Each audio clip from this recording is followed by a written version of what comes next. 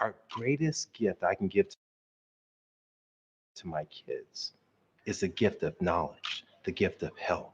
So in that way, I can transform their epigene, that trigger, that light switch, that trigger that's going to determine, do they have to have disease or not? This does not have to be your story.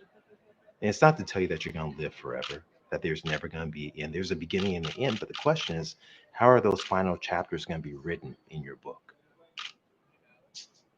Slave food is food that was refused by those in power. It's the stuff nobody else wanted, that the slave then had to figure out a way to make taste good and to try and sustain life on. It's the manipulation of nutrition for profit and for power. Slave food is really about answering that really quintessential question. Why do Black people in America die sicker and sooner than everyone else? The most common habit really is processed food, of eating food. They use food essentially as a way of de-stressing, of anti-anxiety or antidepressants, how food is really now used in order to kind of medicate to get a sense of feeling better. So, I mean, it's well documented that the majority of diseases that people of color suffer from are directly related to what they eat, right? We know that. So on the converse, we can combat them by what we eat. Every 7 minutes, there's a premature death. Pretty staggering. It's overwhelming that we are dying sicker and sooner than everyone else at these rates. Why does this happen? From the idea of stress, it can be life stressors, but also the idea really about this unique idea of a racial discriminatory stress that plays an impactful role in the manifestation of disease. Stress is powerful because stress is something you feel on a very 30,000 foot level, like an airplane up in the sky, but it manifests itself on a cellular level. So you feel it macroscopically, but it actually manifests microscopically. But food is important because food is the only way you can actually reverse that stress. In terms of the African American experience and African American community, really it dates back to the origin, Western Africa, and that surge arc over into Americas, inside the Caribbean, inside of South America, that middle passage that was there where food had to be rationed. Food was a method of power. Slave food that's been processed, chemically modified in order to get the greatest bliss point or engagement. The food swamp is flooding our neighborhoods with calories. That's really the swamp. It's a swamp of nutrient poor, calorie dense, low cost foods in areas where people don't make a lot of money. So you go into poor neighborhoods and there's no grocery store, no real grocery store that's clean and the produce is fresh and it's replaced on a very regular basis. Everything we eat, every time we eat, is an investment in our longevity, in our health. It either is making you healthier or it's making you sicker. African Americans, globally, specifically in the United States, have this sense that my mom had it, my dad had it. I'm not going to live to a certain age. I'm going to get diabetes. I'm going to have a stroke. I'm going to have it. And so it's destiny. And what I want folks to know is that it's not destiny. Your DNA is not your destiny.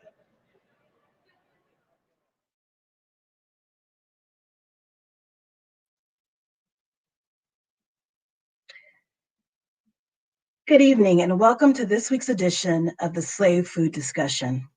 The Slave Food Project was developed when two African-American physicians, Dr. Eric Walsh and Dr. Columbus Batiste, sought to answer the question, why do Black people in America die sicker and sooner than anyone else?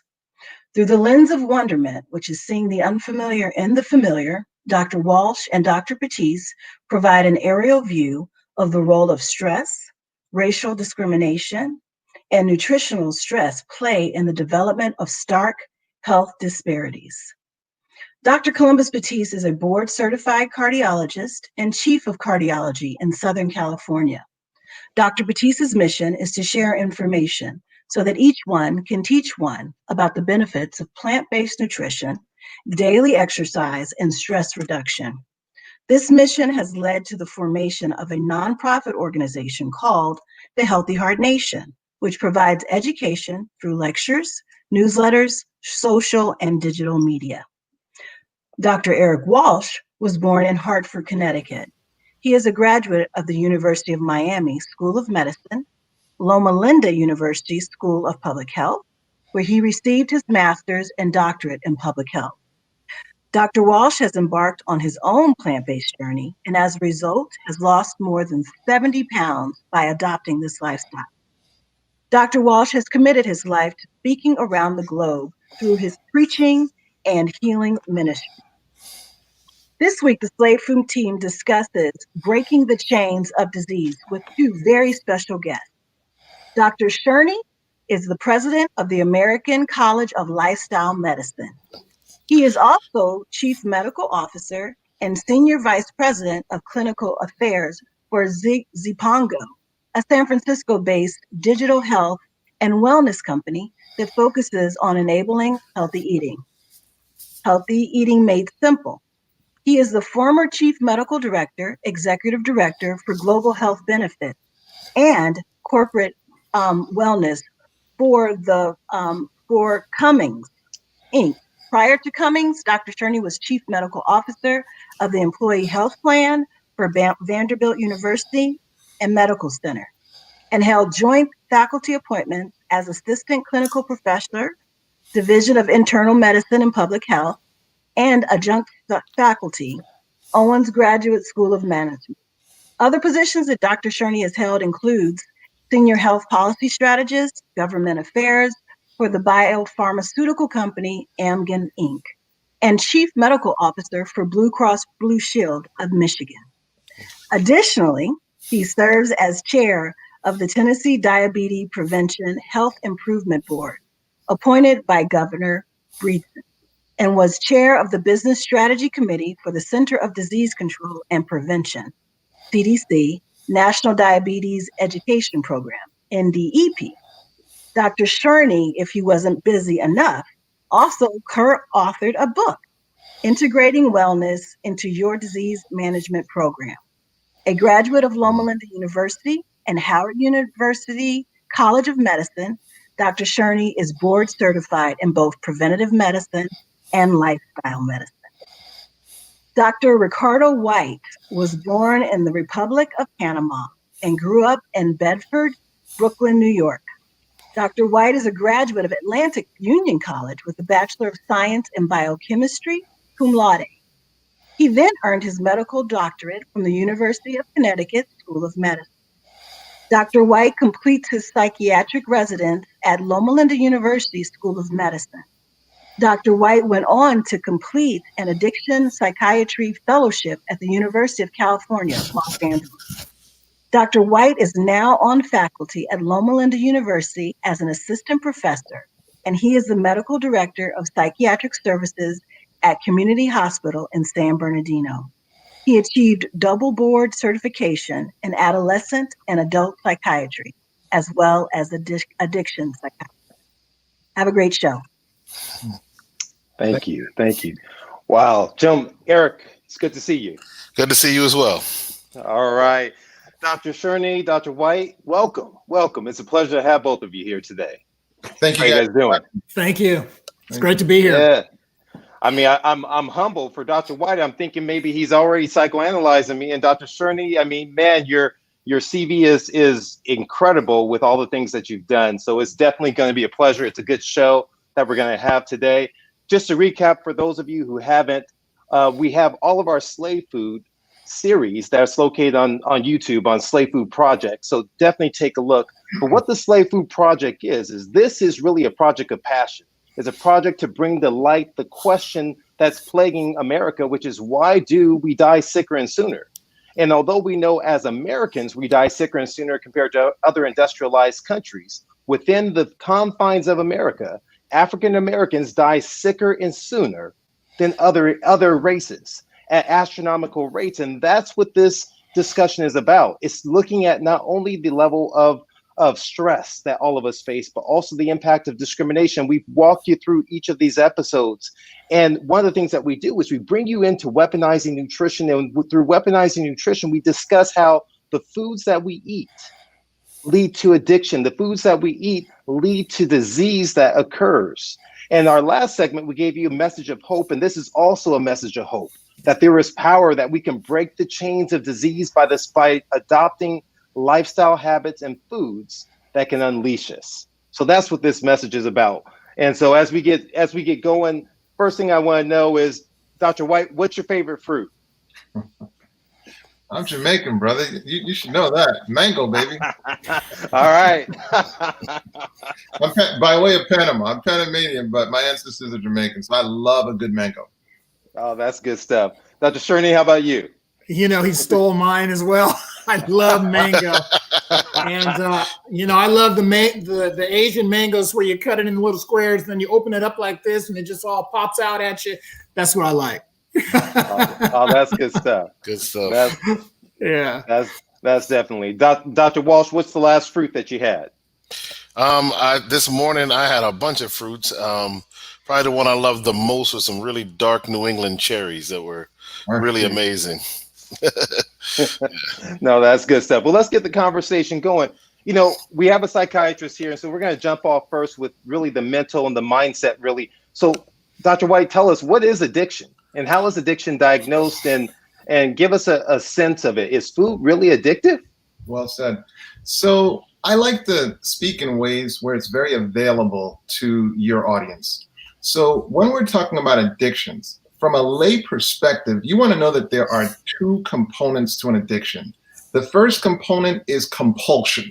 Okay, so you do it whether you want to or not. So there's compulsion, but then there's that crucial second component, and that is disorder. Okay, so you're doing this thing compulsively despite the fact that there are negative consequences. So then this question is food, can it really be an addiction? So it used to be said that there were about, 430,000 people dying annually from cigarette smoking. And the number was about 100,000 people dying annually from alcohol. And it was around 15,000, but that number may have jumped up to 30,000 people dying annually from opiate overdosing, right? But we all know that heart disease will smash those numbers and jump up towards 500 or more thousand people dying. At the core of heart disease is food addiction. It's food addiction. So you have something that we're doing compulsively, and you definitely have a negative consequence. That's my take on it. Food addiction is profound in terms of its impact on us as humans. Absolutely. You know, I always kind of tell the story. I remember when I started off and I transitioned. So truth be told, I've always been a junk fooditarian in my life, right? And so I had this strong inclination towards junk food. And I never forget when I made a transition probably about 12, 15 years ago to really adopting a whole food plant-based diet.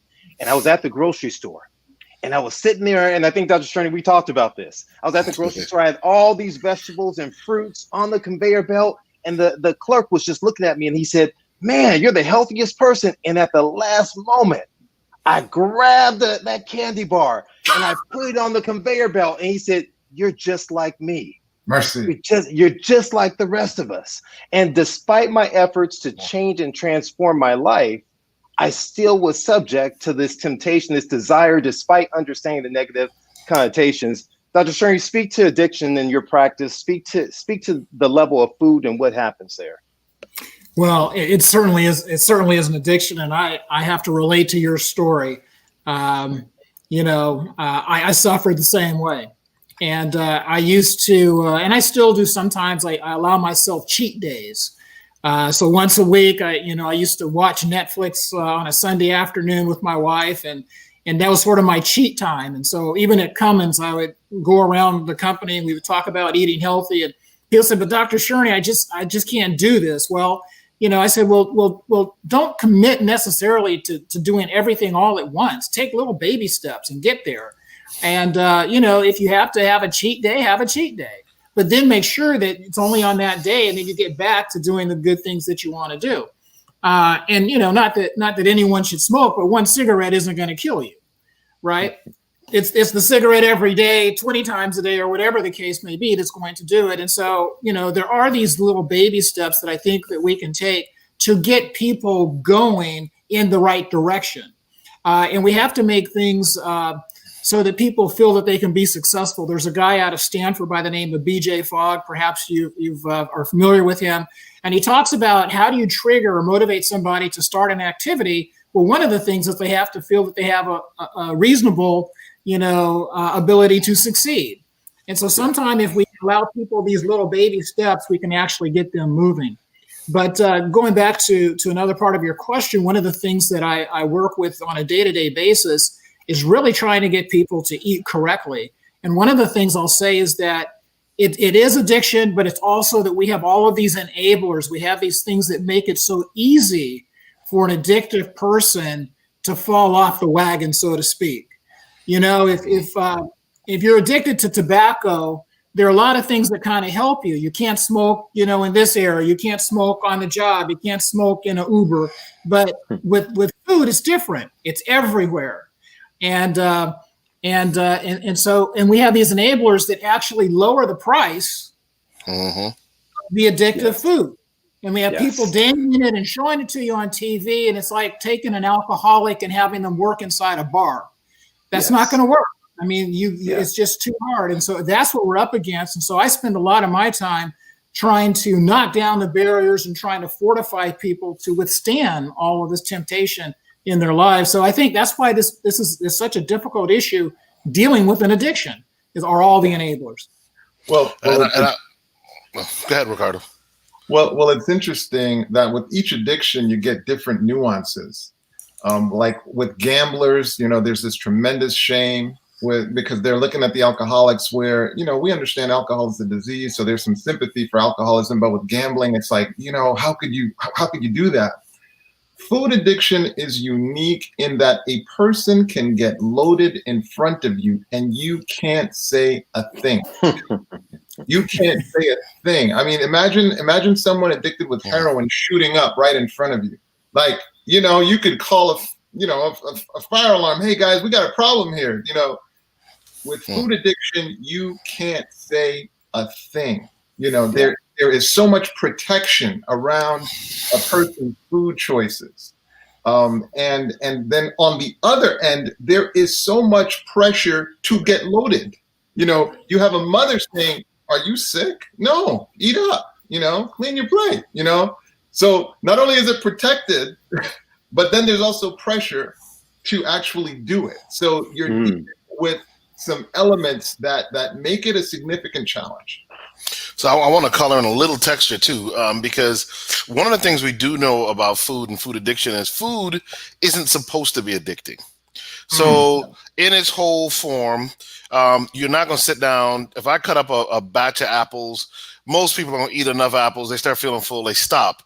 I give you the same batch or bowl of Doritos or whatever, French fries or whatever. You'll eat them until you almost get sick.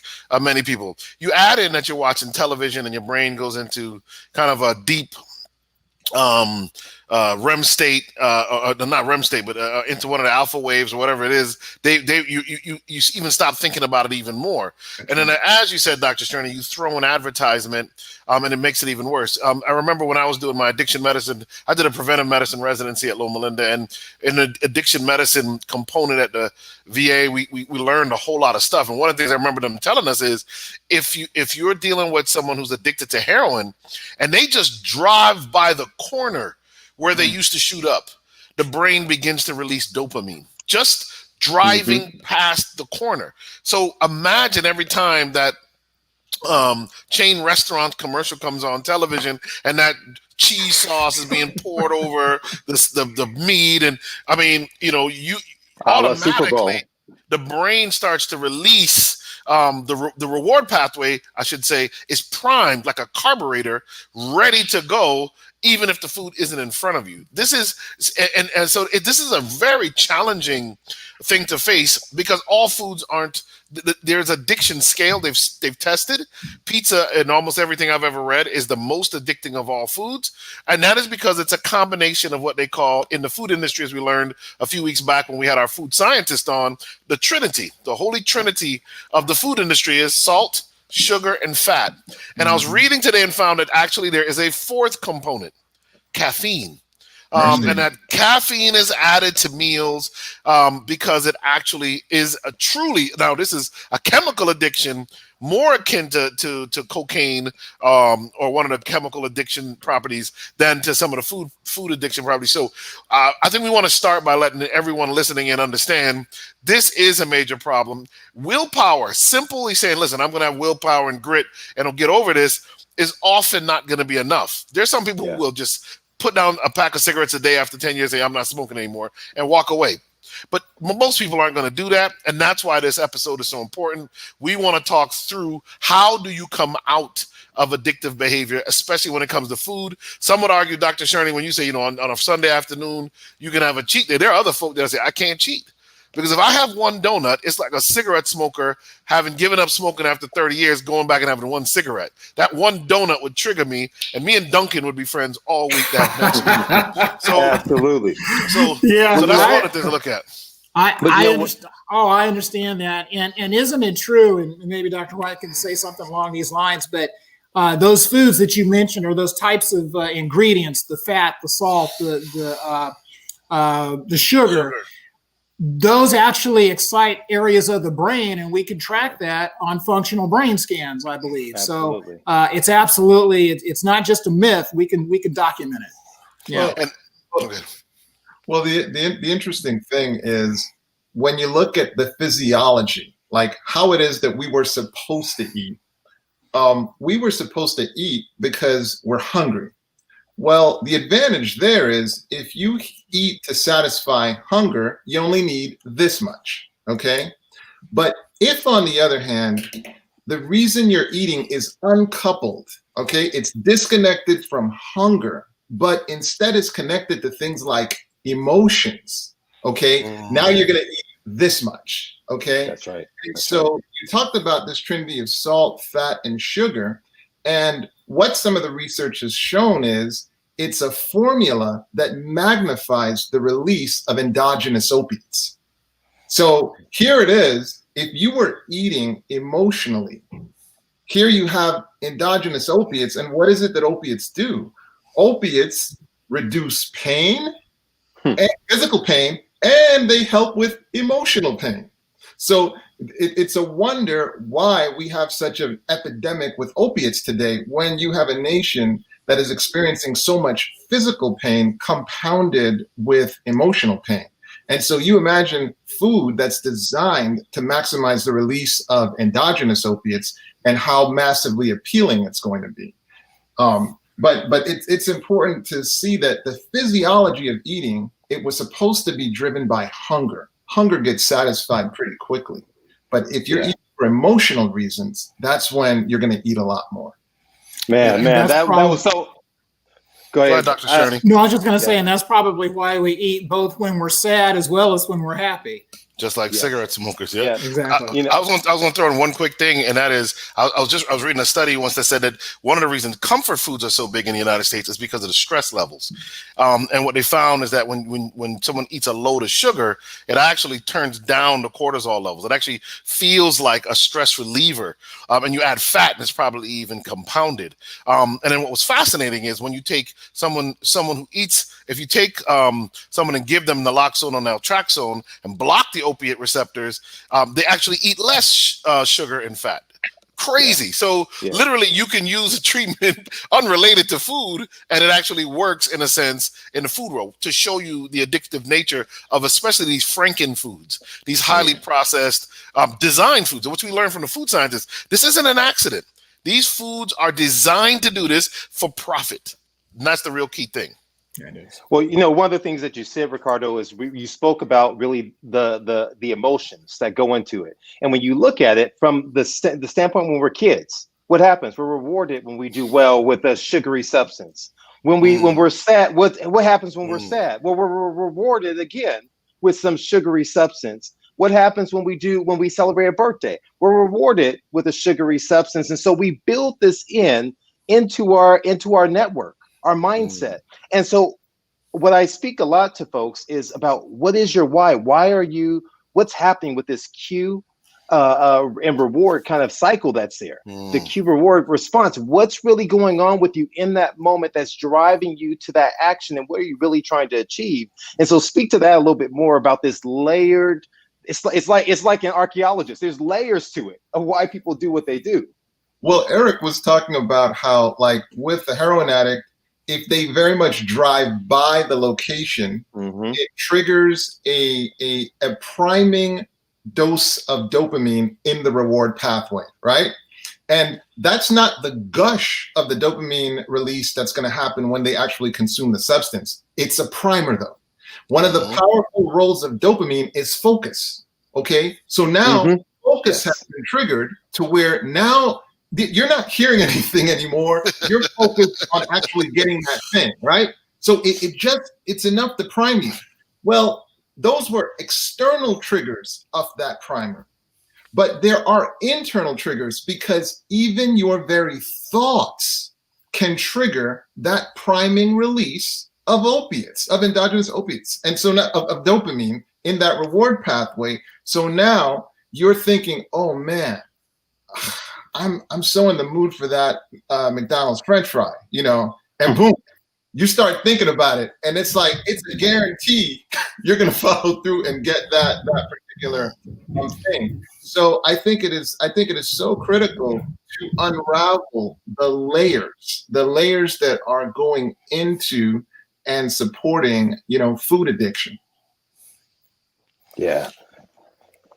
I'll say, when you look at this, though, it is, it's almost discouraging when you start to look at the many ways that the brain is attacked. So one of the things I was also looking at was saturated fats, and there's studies that show the consumption of saturated fats actually increase inflammation in the brain, and that inflammation in the brain actually makes it more difficult for you to control, by messing with the hippocampus, your ability to control how you eat. So it's a phenomenon of cycles. And I've done talks on habits, and Ricardo's the expert on habits. He's going to be doing some 7-day habit formation challenge come September 14th that everybody should really tune into if you're trying to change your habits. But one of the things that's interesting is you can't, once the acetylcholine pathways and the boutins are formed in the nerve pathways in the brain around memory, that you can't really get rid of it. The only thing you can do is create a new, deeper groove, a new habit, deeper. And as we begin to pivot our talk now, I found that is not necessarily easy because of how easy it is to fall back into the previous pathway, the previous groove. So how do we get this new groove formed? What is this, how do you guys, all three of you, let me say, I'm very proud of the work Dr. Batiste does. There are not many cardiologists who are more concerned with how people eat than with running a catheter into them. He does more counseling and cooking classes and stuff than probably any cardiologist I know for sure. So how do the three of you, when you have to really and counsel someone on this, how do you get them into this new habit pathway? Well, first of all, what you're priming me to do is first and foremost salute you guys on the work that you are doing. Everybody on the broadcast, but just especially Dr. Batiste, Dr. Walsh, even your naming slave food. I want to tell you that I had a coworker who was telling me, I'm really worried about my about my family member. And I was like, you know what? You need to tune into this slave food, into this slave food. And as I said it's so powerful, even the naming, like who wants to eat slave food? Who wants to eat slave food, But this is dovetailing into the issue that to be successful, we have to effectively design campaigns. We have to effectively design campaigns. And this is where I get excited, because you see, when we are talking about the brain, we are a little too generous with the restrictions we impose on it. It has been designed to do amazing things. I'm looking at Proverbs chapter 23 and verse 7, where it says, for as he thinketh in his heart, so is he. So for as he thinketh in his heart, okay? Now, what is he getting at in the heart? The heart is referring to the subconscious, the unconscious mind, deep within. I got this great quote this week where it says, you cannot out-hustle the subconscious. You cannot out-hustle the subconscious. I like that.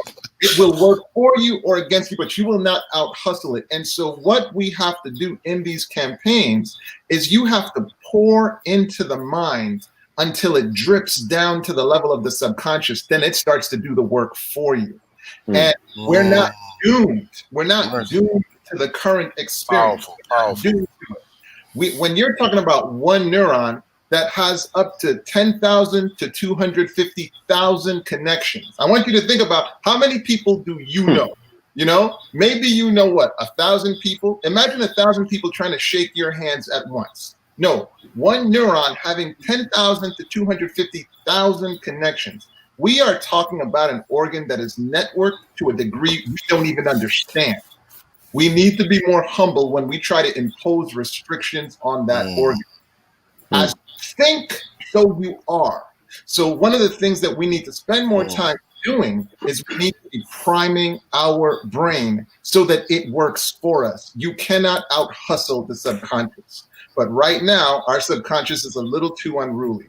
But this is a reality that does not escape the marketers. That's why they drill it in. Drill it in. Deep. Are taking control of our subconscious and having it work against us. Yeah, absolutely. Wow. And you know, Eric, you had mentioned about the inflammation that occurs in the brain and how it becomes this vicious cycle. And so one of the things that could also be very effective is how do you break that cycle of that inflammation? How do you introduce foods into the diet that can be more anti-inflammatory, right? So as you're as you're titrating down this inflammation, now you get a brain that's able to function a little better, and you can start to build upon that. And so that might be one of the things that we do too. I know there's a program that's very popular out there called the CHIP program, the Coronary Heart Improvement Program. And one of the things I like about that is because in some ways it actually deals with this by the first 7 days of that particular diet is called Jumpstart. And so on the Jumpstart, you know, you eat a more restricted diet. They're really trying to get people to eat a whole food, plant-based diet. But during the first part of it, you eat a really sort of restrictive diet that kind of cleanses your palate. But what it's also doing, it's bringing down this inflammation. It's changing your taste buds and kind of, you know, detoxifying in some ways you have all of these ill things that are running around in your body. And then it starts to introduce you to these other things. And so that's one of the things that I've liked about that program. And I've run it for several years. And I can tell you that the people that do the jump, you know, you make it optional if they want to do the jump start. But those that do the jump start seem to have a better overall outcome than those who don't. So there's some ways to kind of get into this and reduce that inflammation. And the other thing that I've been reading about, and I have one message I do on this, leptin insensitivity, something I had never heard about in medical school, even in Prev Med residency, something I've only learned about in the last few years. I was blown away because I think I clearly have a leptin insensitivity problem. And once I started to study it, I was really blown away. Go ahead, Columbus. No, I was going to say for our audience who may not know leptin and ghrelin, why don't you, someone want to take that and go into what that is? Well, leptin is a hormone, actually. So we think the fat cells are these just storage units. That's, you know, what you probably learned most of your life. Adipose cells, fat cells are just storage units. And what happens is you eat too much, your body says, okay, I got to store this somewhere. But what we haven't been told is that some of the fat cells are actually quite active. And one of the things that they release is a chemical hormone called leptin. And the job of leptin is to send a signal to your brain and say, okay, we're full, like we've had enough food. So as your fat cells kind of fill up, they say, okay, we've got energy stored. What's amazing is that the body actually is very good at regulating weight. The fact that we are in the condition we are in with obesity in this country tells you that someone had to out-design the human design of weight control, because in the natural form, eating natural foods, it's almost impossible to become overweight. Almost impossible, not impossible, but very difficult to become overweight. So leptin goes to the brain and tells you you're full. Ghrelin, on the other hand, is the hormone that says, listen, we're hungry, we want to eat more.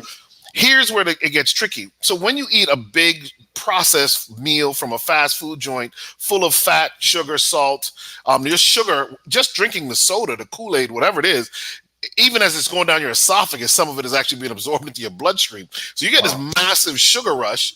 And when you get this massive sugar rush, insulin comes out behind it. And I won't get into the details except to say that there's high levels of insulin and leptin at the same time. Over time, you become resistant to both. And when you are leptin resistant, you can no longer feel satiety the way you're supposed to. In other words, once you've eaten this Frankenfood diet that we all eat here in America, you no longer actually get full like you're supposed to. That really is at the core of a lot of this. And why so many of us, no matter how hard you try, you can't lose weight. It's because you literally have reprogrammed yourself to not feel full.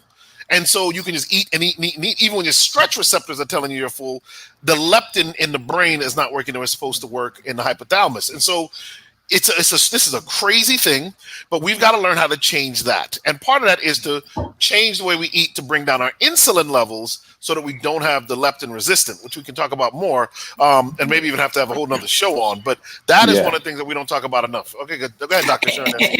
And brother, I just want to say one other thing on that too, because that's a very important point. Our sleep patterns too. Affect the leptin and the ghrelin. It can flip it upside down, and so we got to keep that in mind too. There's studies that show that they took men and had them sleep like 4 hours a night versus 7 to 8 hours a night, and they did a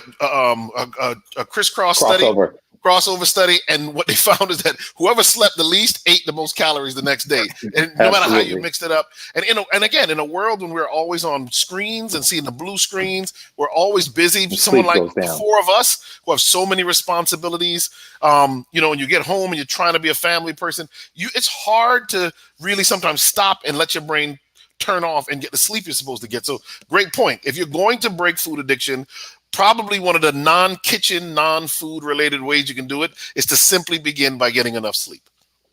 Now, I want to, Ricardo, go ahead, because I'm going to shift in a second. So I want you to go ahead and respond. What you guys are touching on are, look at the numerous reasons why you eat in contrast to just hunger. You're talking about, you might be thirsty. Stress. You eat because you're scared, because you're stressed, because you're depressed, because you're happy, because of peer pressure. Unrested. You eat because of boredom. Because of 2020 COVID. Quarantine 15. That's right. And one of the first ways to attack it is to then start taking a look at all the reasons why you're eating. Because when you start realizing, man, you eat even because of boredom, it's like now you see why when you wake up at 3 a.m., you want to start hitting it right away. And it kind of dovetails into part of the solution. On Amazon Prime, they had a phenomenal documentary on fasting. A phenomenal documentary, because a lot of times you just think about fasting as, hey, let me stop eating. And then also you may have some medical conditions that make that a horrible idea for you. It can be a life-threatening thing if you do it incorrectly. So it was a very informative documentary. But one of the things it does is it interrupts a number of those kind of dynamics that are controlling you that you may not even be aware of. And then one of the big things that it starts to help you do is start paying attention to how the food makes you feel. How the food makes you feel. When I pause to think about how it makes me feel super sluggish or just nasty, because a lot of times it tastes so good going down, but when it gets down, it's like, I don't like that experience. Well, let me not do that again. I think those are some of the ways to start interrupting the pattern. Absolutely. I mean, this is powerful. I mean, this is the practical thing that we all have to understand about the trouble that food is addictive. I shared with, I think I shared with you, Ricardo, really about the fact, I remember as a med student going in, I was sitting inside this area and someone was giving out their testimonial. And they said, oh, I want you all to pray for me because I'm addicted. I'm addicted to chocolate. And I remember looking at them and I'm a med student, right? Thinking I'm smart, thinking I'm one of the brightest brains out there, and shaking my head and saying they're crazy. Fast forward about 25 years, I'm looking at them and I'm thinking they were right. You're addicted, chocolate, cheese, sugar, all these things, pizza. They're very, very much so addictive. But, I want to shift partially here. I want to shift partially here because when we speak to breaking the chains, we are speaking to breaking the chains of food addictions, but also the chains of disease. Because we know that many of us are chained to high blood pressure. We're chained to recurrent strokes and to kidney failure and so forth. And so I don't want to lose this opportunity when we have both of you on this discussion here to really talk about this concept. Can food really cure disease? Right. Can the foods we eat really transform diabetes and heart disease? And Dr. Shurney, you're over the American College of Lifestyle Medicine. You're the president of the American College of Lifestyle Medicine. Is this truth or is this fallacy? No, this is absolutely true. Most common chronic diseases can be cured by food. That the food got us there in the first place, and so you change the food and you change the dynamic. The body has this incredible ability to heal itself if we give it what it needs. And so again, I'm going to say that food is probably 60% of the equation, but we can't forget physical activity and sleep and some of these other things, how we manage our stress. But if you think about, an engine in a car and, you fill it full, right? Well, you're supposed to fill it with gas. And so because the gas has what the engine needs to run well. If you think about our body and our stomach, sometimes we fill it, but it's like filling the gas tank with water.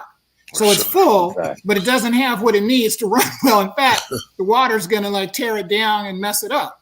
And so we really have to think about, what are we eating, like Ricardo was saying, and how does it work? But it's very true that you start changing these things, we change the diet. The other analogy I like to give is, when we grow vegetables in our garden, we give it the right amount of water, the right amount of sunlight, and the right amount of, nutrients in the soil, you get a healthy plant. Everything gets healthy. The stem gets healthy. The leaves are healthy and it bears good fruit. Well, the human body is the same thing. And you give it, the right amount of sleep, the right exercise, and the right amount of food, nutritious food, then the whole body gets better. And my point here is that all of these diseases run together. And so what you'll notice is that when you start eating better for your type 2 diabetes, your hypertension gets better, your risk for heart disease gets better, your angina improves, your peripheral vascular disease gets better, you sleep better. All these things start getting better together, just like the plant. If you give it the right amount, then the whole plant gets better. It's not like you're going to have, this really healthy roots and healthy leaves and the fruit is, not healthy. No, everything gets healthy and the human body is the same way. And so what I really want to really stress here is that not only is it good for reversing a disease here or disease there, it's reversing everything. I mean, we can speak about how its impact on depression. We can speak about the immune system and COVID. That's why the people are getting so much, issues with COVID, because the people are the ones that have the chronic conditions. And so it's all connected, because you can't have a healthy immune system if you're not overall healthy as well. And again, so if we're eating in these ways that take us down in terms of type 2 diabetes, well, it's also going to take us down in terms of coronavirus. Wow. Absolutely. I'm going to chime in here for just a moment. I want to let those who are watching right now, I know you probably have a ton of questions for Dr. Whyte, ton of questions for Dr. Shurney. Go ahead and type your questions in. We submit them. We will go ahead and post and try our best to address them at the end, because this is powerful information. And when I look at this, and I want to turn to you, Dr. Whyte, too, as well, about the role of this nutritional psychiatry and the role of this recognition of the impact and the power of food on our brain and the functionality and the deleterious effects of fast food and really leading to depression and anxiety. But one thing I want to share, and I always take a moment to share because it keeps it alive for me and keeps my why in front of me. And so I just passed the 10-year mark of my dad passing from diabetes. And this past week, from the ill effects of diabetes, my father-in-law passed away from the ill effects of hypertension, which led to kidney failure. And what I want to tell you is that when I look at the fact that diet, that nutrition could have altered the course of their existence had it been prescribed to them, right? That it would change the dynamics. And so when I look at really the role and our responsibility in getting this information out, that yes, we can eat to beat disease, that there is power inside of the dark green leafy vegetables to produce dietary nitrates to give us fiber that can help transform the gut microbiome, that alive organ system that's hidden inside of our body, right? That can alter in terms of even your glucose metabolism, the way in which your brain thinks, that it can dilate the vessels and help offset the coronary disease and angina, that the blueberries and the raspberries and all these various things can be so additive to the course that it can help offset cancer, prostate cancer, by getting off the eggs and the dairy and so forth. With the red meat, the processed meats, and their role and impact as far as in cancer, as well as their relationship to diabetes. I recently did a test in honor of this time. I wore a continuous glucose monitor. And so, Eric, I don't even think I shared that with you. I was wearing that for the past 10 days, and I was just curious. I was actually nervous. I said, man, I'm out here just stomping, telling folks about eating better. What if I am diabetic and I hadn't been in a while? And so I was looking at my blood sugar, and thankfully, my blood sugar was great. But I did notice the timing of the day would alter when my sugars would go up, but they never broke 145. They stayed below that no matter what I ate in that particular time. But the timing of what we eat, but I did notice one thing. When they were at their highest was the more processed foods. It gets us back. So even the cereals that appear to be, there were studies that were done looking at ingestion of Fiber One cereal versus Rice Krispies. And they found that if the timing of the day that you ate it will alter the elevation of blood sugar. And so there is power. I want to give people out there hope and let them know there is power indeed to change your disease. And that's why it's important. This food is powerful. So you have to use it under the prescription of your doctor, because guess what? Your diabetes can improve so much that your blood sugar can drop if you're on medications. Your blood pressure can drop. And so you have to make sure that someone is adjusting it appropriately. I just want to. Go ahead. No, go ahead, Dr. Shurney. No, I just wanted to elaborate on that. When we ran our on-site clinics at Cummins Diesel, and we put people on a whole food plant-based diet and really started them on this rigorous lifestyle program. For our type 2 diabetics, we would cut the insulin dose in half, because otherwise they would crash. I mean, it happens. To your point, it can happen in a matter of days before they can come back for their next visit. So you have to, talk to them and make sure they understand what's going on. I just wanted to chime in a couple of disease entities that really afflict Black people, hypertension and diabetes. And so hypertension, we now know part of the problem is that we have flipped the ratio of potassium to sodium in our diets. If you eat the way our African ancestors actually ate, it's a 10-to-1 ratio of potassium to sodium in the diet. That has been flipped on its head, and it's now 10 parts sodium, 1 part potassium. As you begin to eat more leafy greens in a properly prepared way, and you're getting enough of those greens, your potassium levels in your diet goes up, and it naturally will dilate vessels, and your blood pressure will come down. Combine that with the leafy greens have nitrates in them, and what happens is that opens up the vessels. What I didn't know was that when in the presence of the nitrates, the potassium and nitrates work together to actually dilate the vessels and bring down your blood pressure. So here's the thing. Is the main component, if you have hypertension, if you switch to where the main component of your meal is basically greens, salads and cooked greens, you can naturally bring down your blood pressure without any medicine. Number one. Number two, diabetes. Another one that is a dastardly. My Aunt Jackie died after they continuously took, she had multiple amputations. I loved her, just one of the most amazing people. Diabetes, we now know, actually has a lot to do with whether or not you're eating fats. And so processed oils is one of the secret killers in America no one talks about. Yes. Processed oils, as well as the animal fat. So two things Americans eat a ton of: block the insulin receptor. so that the gateway for sugar to go into the cell and be used as energy never opens, so the sugar stays in the bloodstream. So people say I have diabetes because I eat a lot of sugar. They don't know that there's a connection actually to the amount of fat that they eat in processed oils and animal fats. So here's the thing: if you remove those fats from your diet, your diabetes will begin to get better all by itself. So, Yes. and then the last thing I'll throw in there is anti-inflammatory. We mentioned anti-inflammatory foods. The diet of fruits, vegetables cooked and raw, as well as nuts and seeds in small portions, actually is anti-inflammatory. It does two things. One, the last phase of the coronavirus is a hyperinflammatory cytokine storm that is very damaging. If you're already in a hyperinflammatory state, the virus is going to do you some serious damage. But also, and we have a psychiatrist on this week, I did not know the connection between that inflammation, anxiety, and depression. Had no idea about that. And so one of the other things, mental health in this country is a major problem. Yes. Who would have known that a big part of that is because of the way we eat? Yeah. Let me just say one thing about what you were talking about in terms of type 2 diabetes. People do think it's the carbohydrates. They think it's the sugar, and they go on these low carb keto diets. Mhm. And, and they say, well, I went on the keto diet and my glucose came down and everything. But to your point, they're not curing it. Actually, they're making it worse. The reason that the glucose comes down is because they're not putting any carbs or glucose in their body.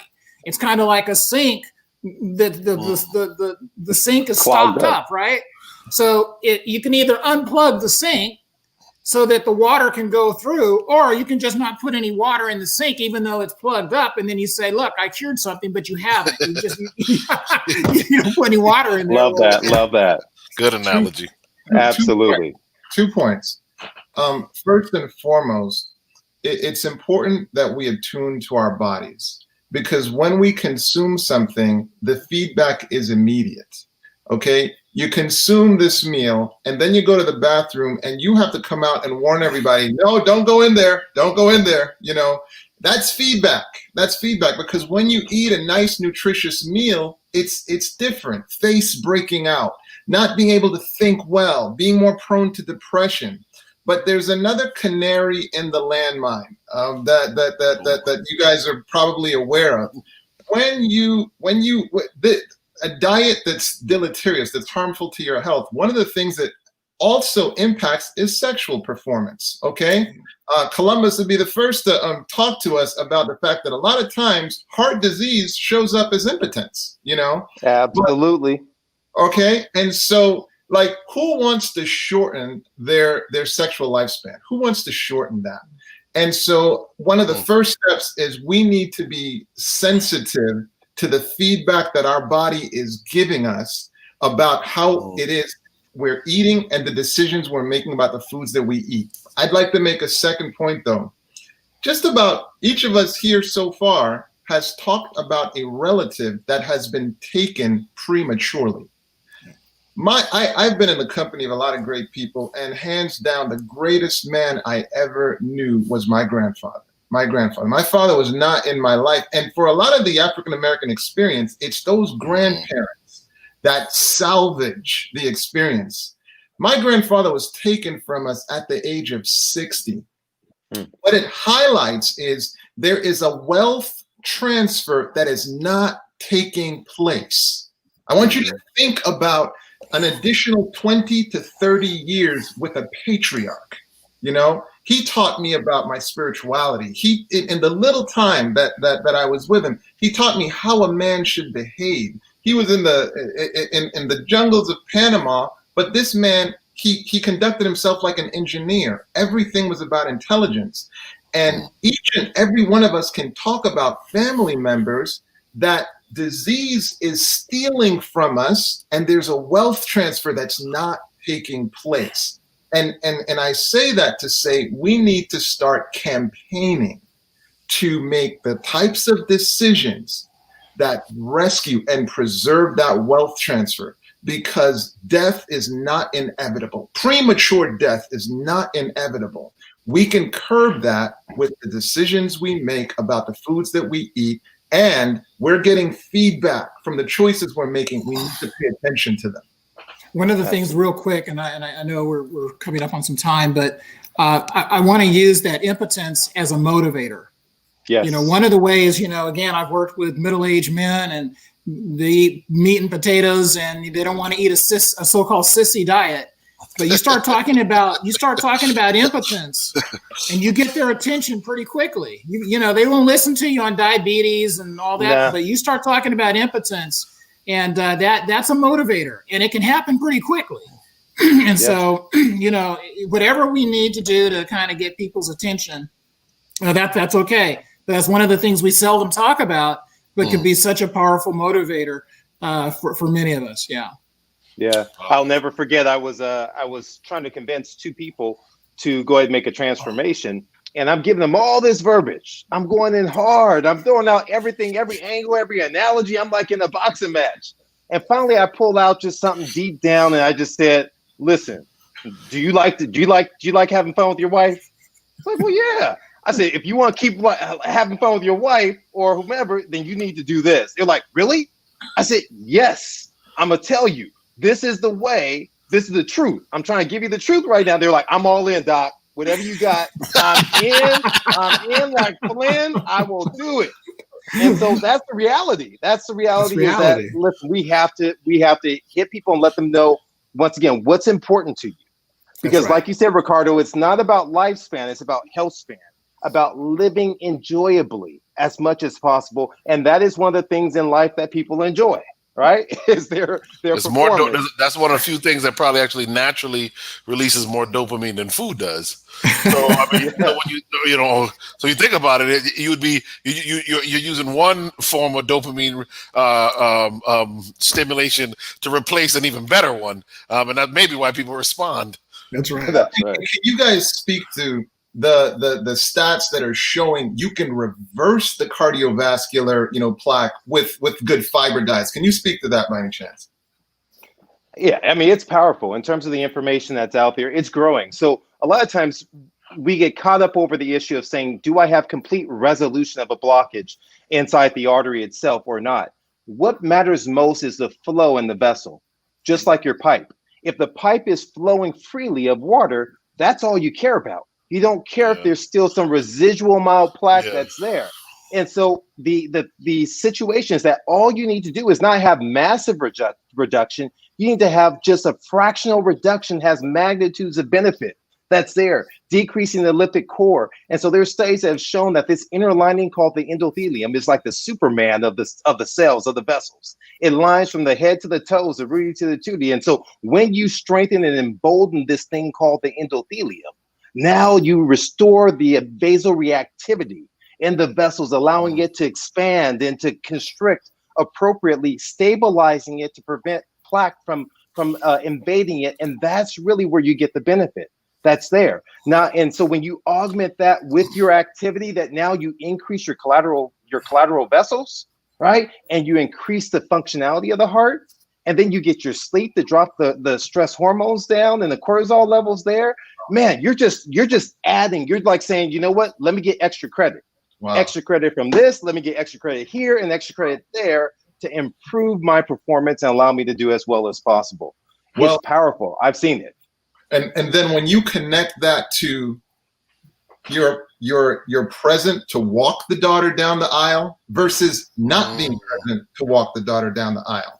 You're present to have the grandson sit on your leg and you do that wealth transfer and you teach him versus you not being there. I mean, that's when it's like, no, I want to be there for that. And I think it's really critical that we help people understand you've got to campaign for your health. So part of what it is I'm doing is it's so easy to form bad habits.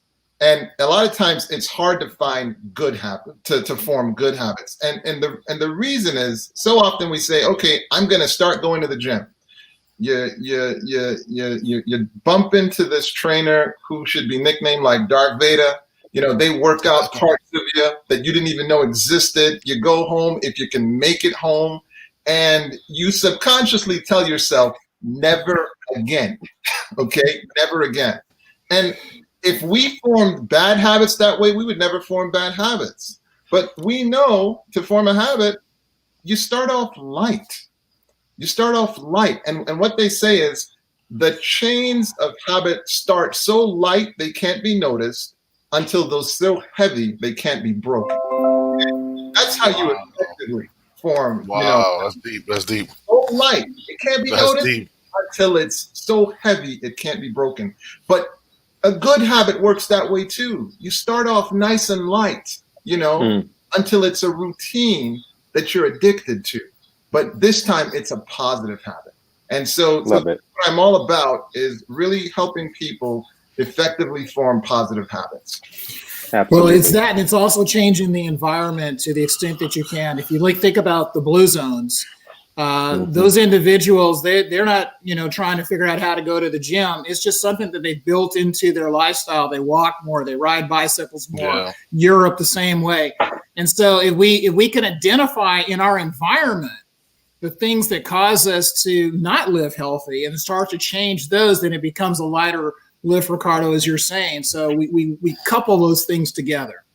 Well, and one thing I'm gonna add into as well is that a couple of weeks ago we had someone on, Malcolm Speller, and one of the things he said is the business of business is business. And he said consumers have much more power than what they know.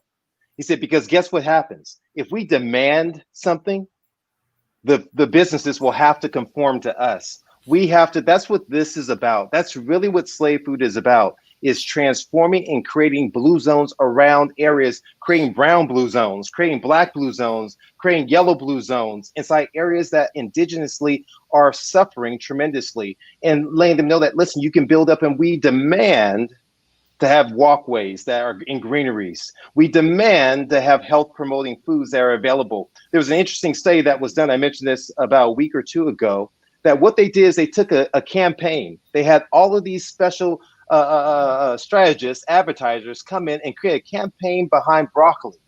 And they competed broccoli versus kale. And they did this in such a unique fashion that all of a sudden the broccoli sales shot up.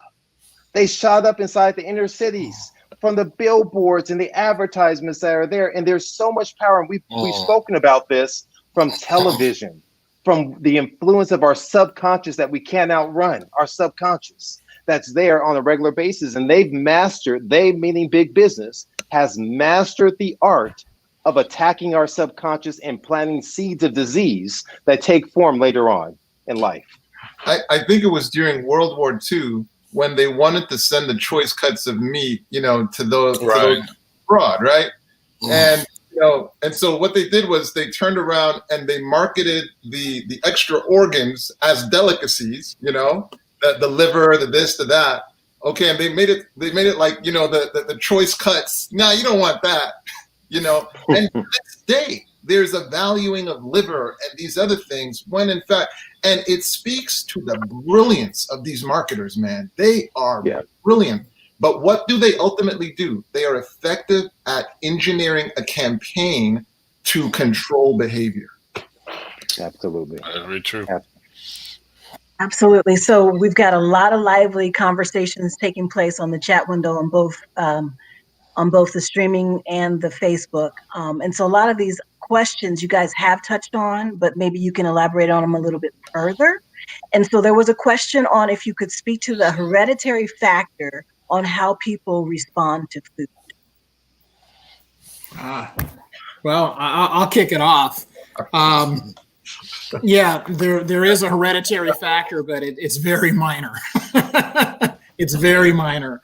And I mean, people will talk about, or they'll give examples of, someone like George Burns that smoked every day in his life and lived to be 100 years old.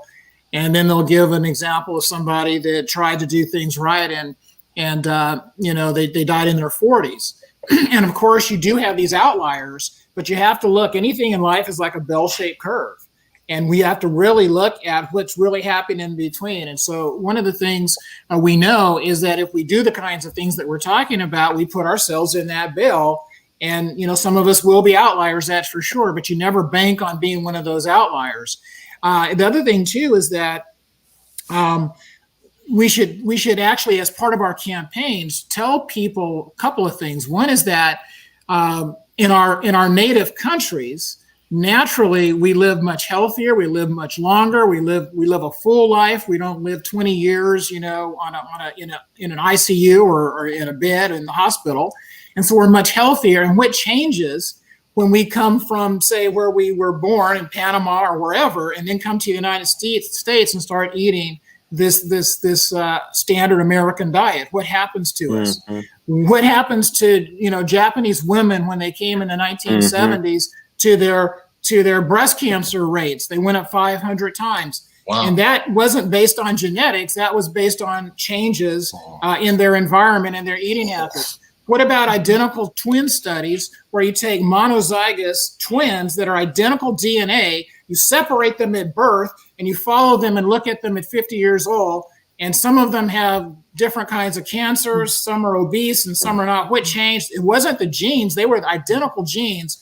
It was this thing we call epigenetics, and that is how the food and the environment actually changes the expression of the phenotype, or how those genes are manifest themselves. And so we have a great deal of influence over this epigenetics and over what we do with these genes. So yes, there is an element of genetics, but if you look at the whole scenario, it's very minor, and most of us can overcome those.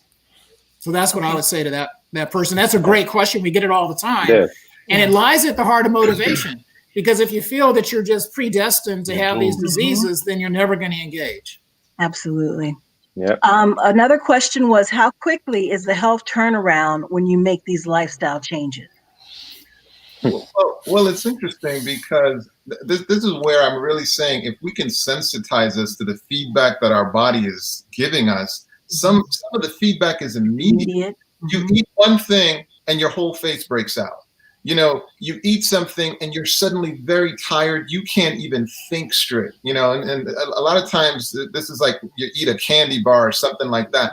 Tastes great going down, but just shuts down the thinking. I mean, you zoom up for 1 minute, but then it forces you to crash. If we pay attention to those things, it helps tremendously. Your water intake and how energetic you feel or don't feel. So there are gradations of immediate impact versus over time, so on and so forth. Dr. Michael Greger does a video on the power of blueberries and cognitive function. I was just about to talk about that. Oh, you go ahead. Go ahead. You go ahead. I mean, it's fantastic. They did the study with students, and they give them, more, a little bit of blueberries and more blueberries. 2 cups, yep. 2 cups all the way, yeah. And it's linear. I mean, they did, their cognitive scores improved, and this is in a single day, right? So, they feed these kids these blueberries the morning of their exams, and they perform better on these cognitive skills that fast. So it can be very immediate. But I do want to speak to somebody. Whoever's asking this is probably also thinking, what about my diabetes, my high blood pressure, my heart disease? And we know from programs like the CHIP program, as well as some of the lifestyle kind of treatment centers, retreat centers that we have in this country, that within 11 days to 18 days where some of these programs run, people will see their use of their diabetes medicine slashed 75%, in some cases 100% off. Just significant measurable drops in blood pressure, big drops in weight. One of the, just from, you eat a lot of salt, you're holding all this extra water. In 18 days of a no salt, low salt diet, the water weight will drop off, as well as the burning up of a lot of the adipose tissue. So I would say that within the first couple weeks of making this change, you will feel a difference. And it will be measurable. If you go to your physician at the beginning and talk to them about what you're going to do it, get all your vitals checked, get your labs checked, go back in 2 weeks and 6 weeks, you'll see a difference each time. Yeah, I'll echo that just slightly, just from the standpoint with heart disease. Folks are having actual symptoms. The problem a lot of times with high blood pressure and diabetes is that a person may not have symptoms. True. And so they may walk around blindly and say, oh, I'm fine. But in terms of heart disease, they're having this crushing chest discomfort. They're having squeezing, they're having tightness, they're having pressure. And so we've studies have shown, and I've seen it clinically in practice, the resolution of these symptoms in a short time, within a week or two, that we will see this begin to improve. and having to resolve the medications. It's been shown in literature, numerous studies been replicated, the improvement in terms of symptoms. And so there is power that's there. Not everyone will always be the same, but yes, it can happen quickly. And that's why we mentioned earlier, it is important to do it in conjunction, to let your doctor know that, hey, listen, I am seeking another primary therapy, not an alternative therapy. Alternative implies it's somewhat lesser than. I'm seeking a primary therapy that may impact my need for medications, and letting them know that in advance. That's a very great point. There was a question that asked to kind of, if you guys could elaborate more on habit formation and developing motivation to make positive shifts. Like, for instance, you spoke to kind of the physical exercise and things of that nature. So can you elaborate a little bit more on that? Yeah. So what I've identified is, it's like we have this culture where we dump information on people, and then it's like, okay, go at it now and make the change. And what you see with effective marketing in the US system is it doesn't do that. It designs campaigns that it's very simple for you to participate in, and they get the desired behavior. And so as practitioners, we have to get to this point now where we take charge of the experience. Yeah, we're going to provide you some content, but then we're going to couple it. We're going to attach it to a campaign to make the behavior change easy. And so now that's what I'm about. And so, I've got the 7-day habit formation. If you go to drricardowhyte.com, we are going to be having our launch in September 14th, where we're going to help you with effectively forming a habit.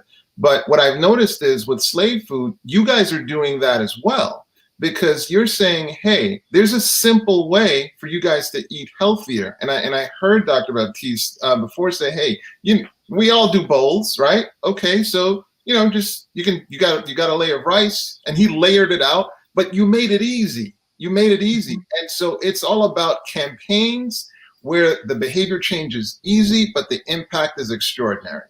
But as practitioners, we've got to stop letting the fast food industry, understand. We don't dump information on people. No, all we do is we design the campaign, and that takes care of the rest. We have to start doing that as practitioners now as well.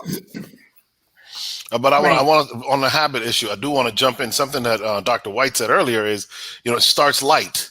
So sometimes what I tell patients is, listen, if you're not drinking enough water, I don't want you to worry about what you eat first.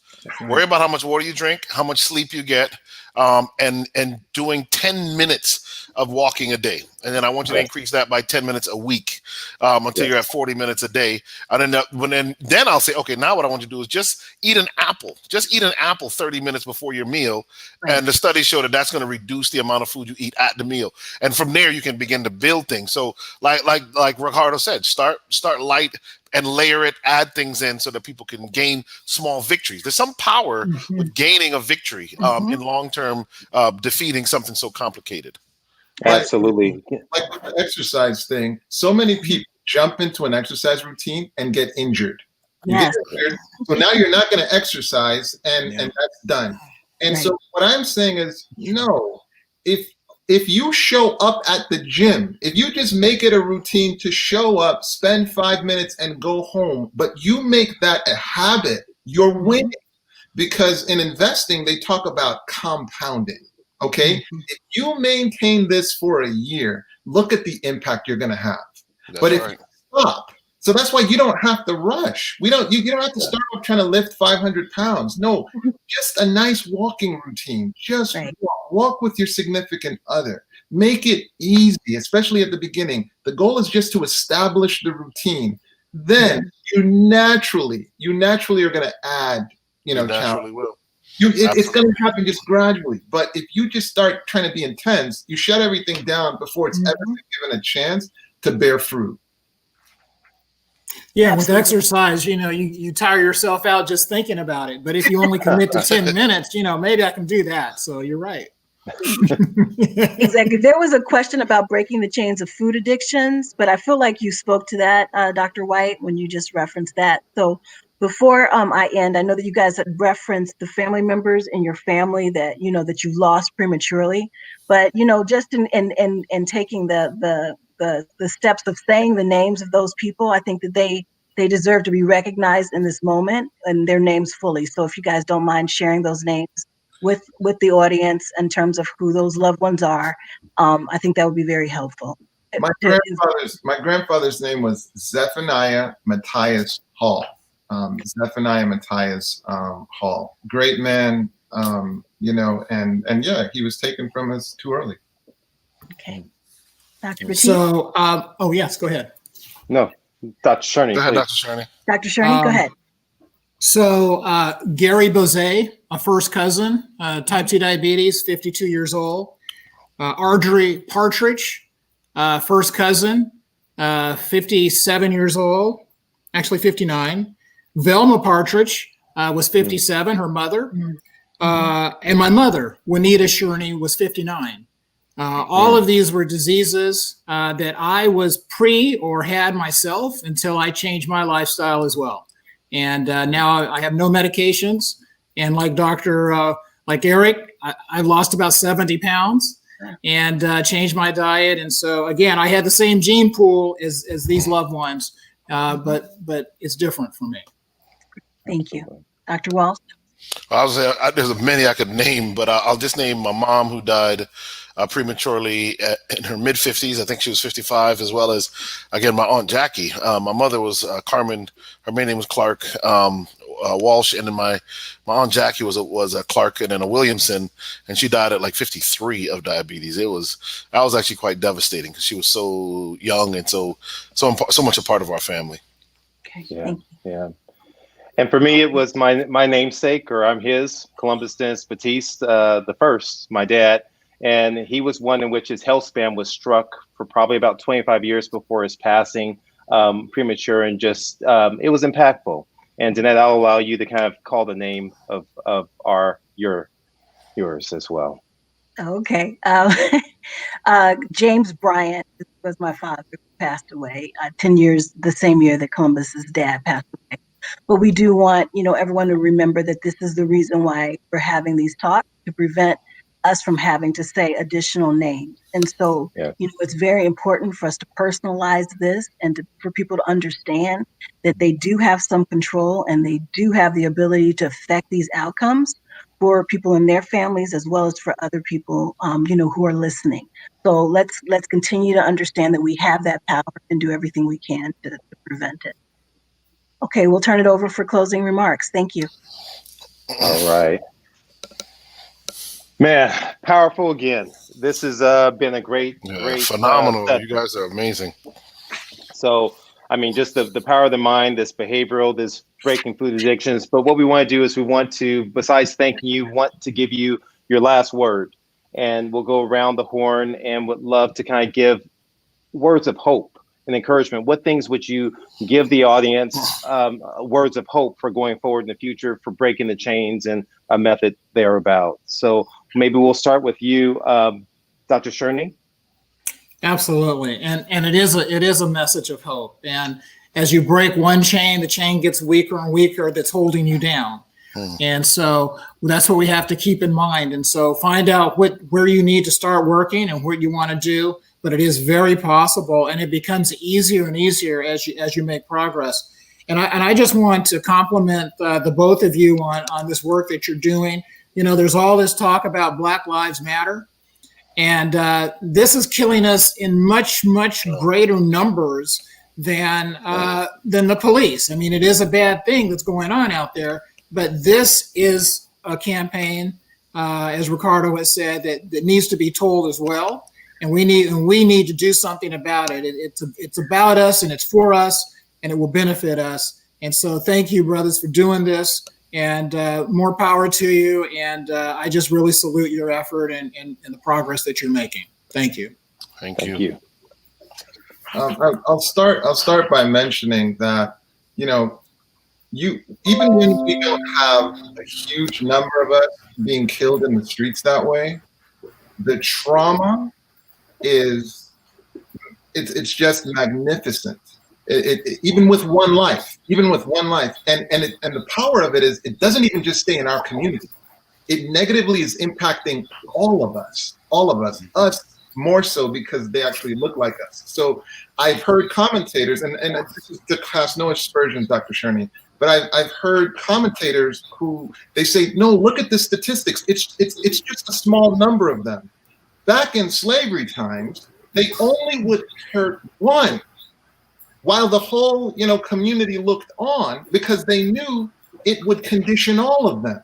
So please do not miss the powerful mental impact of just one and how it impacts us. So that's first and foremost.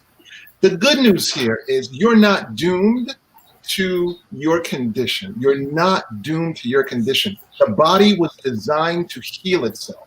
That's true for the mind. That's true for the body. This all begins with becoming sensitive to how your food choices are impacting you. Listen to the feedback. Okay, we weren't made to be living in the emergency room. That's not normal. That's not the case. One of the things COVID has done is because we're so much cleaner now. Who's had the flu lately? Who's had the flu? I mean, these behaviors are relevant. I remember being in college, and because of my food choices, I was getting the flu all the time. Then I shifted to a more plant-based diet, and all of a sudden, it's like I'm not getting as sick as often. I'm thinking better. I'm sleeping better. You're not doomed to your situations. Your choices can radically impact you. And please know the vessel that you live in, it was designed to heal. But there's a special thing about the design. It will morph itself to support the behavior of your choosing. It will morph to support the behavior of your choosing. And so choose good behaviors. So there is hope. There absolutely is hope. Appreciate that. So I want to jump in. I want to echo what Dr. Shurney said, and I get what Ricardo said. But as someone who's worked in public health, I do think that the tragedy isn't that we would ignore the impact one life lost the police has. The tragedy is that we don't recognize the impact that one life lost to bad food, bad lifestyle, food deserts, food swamps, a medical, pharmaceutical, industrial complex that profits off of our sickness. It dwarfs in size the impact on our community to anything else that is happening to our community. And I would lump in with that the menthol cigarettes, the malt liquor. It is all a part of a coordinated attack against a group of people. There is a sense of intentionality that cannot be overlooked. And so it's easy when it's very emotional, and rightfully so, when we have a police killing. And if every time one of us died, what would happen if every time one of us died early from a food-related disease, we had the same kind of media coverage? If the same kind of response, how quickly would the food deserts evaporate? How quickly would the food swamps go away? That's my point. I want to end with just saying some of the takeaway points from both of you gentlemen. One of them, your thoughts matter. Something Ricardo said very early on, and I want to tie that to spirituality. We've talked about that in other episodes. To being spiritually connected, the higher power. Number two, nutrition. Replacing the processed foods, nutrient-dense foods, will do two things. It will change your palate, as well as it will feed the brain and reduce inflammation. Know your why. So I think journaling is a powerful tool. And also, what does the food make you feel? To something that Dr. Whyte said earlier. And keeping track of how food makes you feel. And then listening to your body is another one. And I would also add keeping track of progress. Part of the problem for some of us is we never weigh ourselves. We never measure our waist-hip ratios. One day you're just massively bigger than you were, or your sugar's higher than it was, or whatever. Keep track of those things so that you know where you are, so that these things don't creep up on you, because that's really what they do. Yeah. Man, powerful stuff. You all have touched on every single little component that's there. I'm going to just end in one thing, summarizing, which is just there's so much importance in our mindset. is extremely important, and that we cannot escape our unconscious. I think what I want to leave folks with is just to echo what everyone else has said, is that keystone habits, small habits, are what we have to seek to achieve. I encourage every patient I see to get an old school calendar. I get an old school calendar, like a rewards calendar. And what I challenge you to do is to pick something very small. I will eat a bowl of fruit, I eat an apple, I will eat a few pieces of lettuce, whatever it may be. I will walk 1 minute. You put an X on that calendar every day you achieve that simple goal with your intention not to miss more than 1 day out of a week, right? And when you start to see this sequence build, the reward builds inside of you, and now the enjoyment is there that I can tackle the next thing. A keystone habit is something that you're going to build upon, the foundational stone that's going to allow you to achieve the level of success that you need to, because together we're strong. Together we can make a change. Last, I'll say this for those out there listening. They say the business of business is business. The business of health is being about health. That means everywhere around you, you have to surround yourself with people who are intentional as you are in achieving the health. That means you have to prepare your mind for being out there for the worst case scenario when you're tired, when you're distraught, when the boss has been yelling at you, when money is short. What choices will you make in that particular time is what we have to figure out. So those are important aspects that are there. But I believe that together there's power, and that we can, that's what this is about, forming a community so we can move together in a state of health. It's a great episode. Great episode. We look forward to seeing you all next week, where we're looking to have a recap on many of our series that we've had over the past eight weeks, and we look forward to it.